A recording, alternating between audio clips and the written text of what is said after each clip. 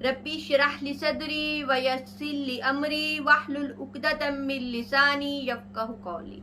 आज हम बात करेंगे कि अल्लाह ताला ने एक हलाल चीज मतलब तलाक इसको नापसंद क्यों फरमाया है, कि अल्लाह ताला ने इसकी इजाजत भी दी है, ये हलाल भी है, लेकिन अल्लाह ताला ने इसको नापसंद फरमाया है। तो कुरान पाक की सूरह निसा आयत नंबर 130 में अल्लाह पाक क्या फरमाते हैं, अगर मियाँ बीवी जुदा हो जाएं तो अल्लाह अपनी वुसअत से हर एक को बेनियाज कर देगा और अल्लाह बड़ी वुसअत वाला और हिकमत वाला है। कि अगर मियाँ बीवी एक दूसरे के साथ जिंदगी बसर नहीं कर सकते, इतनी मुश्किलें आ गई हैं, ऐसे मामलात हो गए हैं, तो वो तलाक का हक इस्तेमाल कर सकते हैं। फॉर एग्जाम्पल, मिसाल के तौर पे कभी ऐसा होता है कि औरत पे इतना जुल्म किया जाता है कि उसे अपनी जान बचाने के लिए तलाक हल नजर आता है कि मैं तलाक लूं अपनी जान बचाने के लिए। तो यहाँ पे ये हक है, उसका राइट है कि वो ले सकती है। और बाज़ दफा ऐसा होता है कि औरत में ऐसे मामलात, ऐसी चीजें होती हैं कि मर्द बर्दाश्त नहीं कर सकता और उन्हें लगता है कि हम आपस में जिंदगी बसर नहीं कर सकते, तो वो तलाक दे सकता है। लेकिन अभी भी बहुत ज्यादा ऐसा होता है कि औरत कंप्रोमाइज करके काफी ज्यादा मामलात को लेकर आगे चलती है, फौरन तलाक का फैसला नहीं करती। हाँ, जहाँ पे मजबूरी बन जाए, कुछ ऐसे मामलात हो जाए, तो फिर फैसला करते हैं कि अब तलाक होनी चाहिए। और इसका अल्लाह ताला ने राइट भी दिया, लेकिन अल्लाह ताला ने इसको नापसंद फरमाया। क्यों? क्योंकि इससे दो खानदान अलग होते हैं। अगर उनकी औलाद है तो औलाद की तरबियत पे असर होता है। कौन करेगा उनकी तरबियत? क्या वालिदैन की तरह कोई औलाद की तरबियत कर सकता है? बिल्कुल नहीं।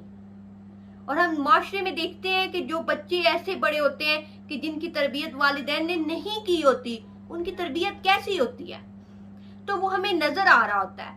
वालिदैन की तरह खुलूस से दिल से तरबियत कोई नहीं कर सकता। वालिदैन तो औलाद के लिए एक नेमत है, वो शफकत करते हैं अपने बच्चों पे, वो शफकत जो कोई और नहीं कर सकता। आप सल्लल्लाहु अलैहि वसल्लम ने फरमाया कि अल्लाह ने तलाक से बढ़कर नापसंदीदा किसी चीज को हलाल नहीं फरमाया, कि तलाक एक हलाल चीज है, लेकिन अल्लाह ताला को सबसे बढ़कर ये नापसंद है। मतलब तमाम गुनाहों की जड़ है तलाक, कि जब तलाक होती है तो खानदान तबाह हो जाते हैं, नस्लें तबाह हो जाती हैं।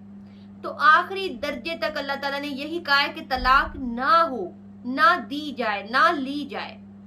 सूरह निसा आयत नंबर 34 में अल्लाह पाक क्या फरमाते हैं कि जिन औरतों की नाफरमानी बददमागी का तुम्हें खौफ हो तो इन्हें नसीहत करो, इन्हें मार की सजा दो, फिर अगर वो ताबेदारी करे यानी कि तुम्हारी फर्मा बरदार हो जाए तो इन पर रास्ता तलाश न करो, बेशक अल्लाह बड़ी बुलंदी वाला और बढ़ाई वाला है। देखिए कितनी वाज़ेह आयत है कि अगर तुम्हें अंदेशा हो अपनी औरत से बदकारी का, बददिमागी का, तो पहले उसे क्या करो? नसीहत करो। फौरन ही तलाक की धमकी ना दो, फौरन ही ना कहो कि मैंने तुम्हें फारग कर दिया या मैं तुम्हें अभी तलाक देता हूँ, नहीं, बल्कि पहले क्या करो? प्यार मोहब्बत से उसे समझाओ, उसे नसीहत करो कि ये एक गलत चीज है। क्या एक मर्द के अंदर इतनी बर्दाश्त है? बिल्कुल नहीं, बल्कि फौरन फैसला कर लिया जाता है कि अभी तलाक देनी है। लेकिन अल्लाह क्या कह रहा है कि पहले उसे समझाओ। अगर वो समझाने से भी नहीं समझती तो फिर उसे अपने बिस्तर से अलग कर दो, फिर उसे मारो, और ऐसे ही ना मारो कि उसे हलाक ही कर डालो, बल्कि बिल्कुल हल्का फुल्का सा जैसे बच्चों को मारा जाता है, ऐसे कि वो तुम्हारी बात को समझ ले। और अगर वो तुम्हारी बात को समझ ले तो फिर उस पे कोई रास्ता तलाश ना करो, मतलब उसे ताने ना देने लग जाओ कि पहले तुम ये बुराई सोचती थी या करती थी। नहीं, अगर उसने नसीहत पकड़ लिया है, वो बाज आ गई है, तो उसे माफ कर दो और सच्चे दिल से दोनों एक दूसरे के रिश्ते को लेकर चले। और बुखारी में तो हदीस है कि आप सल्लल्लाहु अलैहि वसल्लम ने चेहरे पे मारने से मना फरमाया कि कभी भी औरत को चेहरे पे मत मारो। आप सल्लल्लाहु अलैहि वसल्लम ने इसको मना फरमाया, ये एक बुरा अमल है।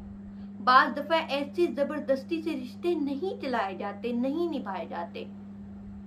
बहुत दफा ऐसा होता है कि 20 साल 30 साल गुजरने के बाद तलाक का फैसला किया जाता है, मतलब वो जबरदस्ती रिश्ते को लेकर चल रहे होते हैं, चलने के काबिल भी नहीं होता, लेकिन 30-40 साल बाद ही अब हमें तलाक दो, अब मैं तलाक लेना चाहती हूँ या मैं तलाक देना चाहता हूँ। मुस्लिम में हदीस है कि आप सल्लल्लाहु अलैहि वसल्लम ने फरमाया कि इब्लीस अपना तख्त पानी पर लगाता है और अपने लश्कर को रवाना करता है। इनमें से सबसे ज्यादा उसके वो करीब होते हैं जो बड़ा फितना डाल कर आता है। हर एक आकर अपनी बात बताता है कि आज मैंने ये किया, आज मैंने ये किया, आज मैंने ये किया।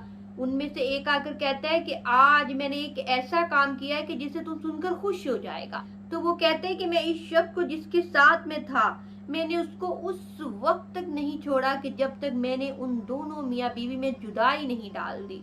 तो वो कहते हैं कि तूने सबसे अच्छा काम किया, उसे गले लगाता है कि ये सबसे बड़ा फितना है, मियाँ बीवी की जुदाई से शैतान बहुत खुश होता है, बहुत ज्यादा खुश कि आज मैंने दो खानदानों को अलग करवाया है, दो खानदान अलग हुए हैं। तो सारे गुनाहों की जड़ क्या है? तलाक। तिर्मिज़ी में हदीस है कि आप सल्लल्लाहु अलैहि वसल्लम ने फरमाया कि जिस औरत ने बगैर किसी बात के अपने शौहर से तलाक तलब की तो उस पर जन्नत की खुशबू हराम है। कितनी सख्त हदीस है कि ऐसा भी नहीं होना चाहिए कि आपका शौहर आपको खुश रख रहा है, आपकी हर जरूरत पूरी कर रहा है, जिंदगी अच्छी चल रही है, कोई वजह ही नहीं है तलाक की, लेकिन आप बगैर किसी वजह से उसे कहें कि मुझे तलाक दे, मुझे फारिग कर। तो यही चीज मर्द पर भी है कि वो भी बगैर किसी वजह के औरत को तलाक दे तो उससे भी जन्नत की खुशबू तक महसूस नहीं होगी, उस पे भी जन्नत की खुशबू हराम है। अभी भी बहुत सारी ऐसी औरतें हैं जो कॉम्प्रोमाइज के साथ अपने रिश्तों को चला रही हैं और एंड तक निभाती हैं, अल्हम्दुलिल्लाह। तो जो शोहर उस पर जुल्म करता है, जो वो बर्दाश्त करती है, कॉम्प्रोमाइज करती है, इसका अजर आखिरत में बहुत बड़ा है, बहुत अजीम अजर की मालिक बनेगी वो। मुस्लिम में हदीस है कि आप सल्लल्लाहु अलैहि वसल्लम ने फरमाया कि कोई मोमिन मर्द किसी मोमिना औरत से बुग़्ज़ न रखे, अगर उसे इसकी आदत नापसंद है तो उसमें ऐसी आदतें भी होंगी जो उसे पसंद हो। आप सल्लल्लाहु अलैहि वसल्लम फरमा रहे कि अपनी बीवी से कभी बुग़्ज़ ना रखो, अपनी बीवी के बारे में कभी अपने दिल में मैल ना रखो। और हमारे माशरे में क्या हो रहा है? जुल्म करने से पहले नहीं सोचते, छोटी सी बात नहीं होती तलाक की धमकियां, छोटा सा मसला नहीं होता है, उसे कहते हैं कि हमने तुझे फारिग कर देना है, धमकी देना शुरू कर देते हैं। तो यहाँ पे कितनी बड़ी बात है कि अगर तुम्हें एक चीज उसकी नापसंद है तो उसमें खूबियां भी हैं, उन्हें भी तो देखो। एक औरत जो आपके पूरे घर को लेकर चलती है, आपके बच्चे आपको देखती है, एक अकेली औरत जो बीमारी की हालत में भी हर चीज का मुकाबला करती है, हर चीज का सामना करती है, और जब वही औरत बीमार हो जाती है तो पूरा घर मिलकर उसको नहीं संभाल सकता। और ये सबसे बड़ी हकीकत है, औरत में इतनी हिम्मत, इतनी बर्दाश्त है। और औरत की सबसे बड़ी खूबी क्या है कि उसको गुस्सा बहुत ज्यादा आता है, बहुत जल्दी ठंडा हो जाता है। ये खूबी मर्द में नहीं है, मर्द सब्र के साथ अपने मामलात को लेकर चलता है। तो अल्लाह ताला हमें अपने रिश्तों को निभाने की हिम्मत और ताकत दे, सलाहियत दे कि हम अपने रिश्तों को निभाएं मोहब्बत के साथ, खुलूस के साथ, नीयत के साथ। और अल्लाह ताला हमें दुनिया और आखिरत दोनों की कामयाबियां नसीब फरमाए और हमें जहन्नुम के अजाब से महफूज रखे। आमीन।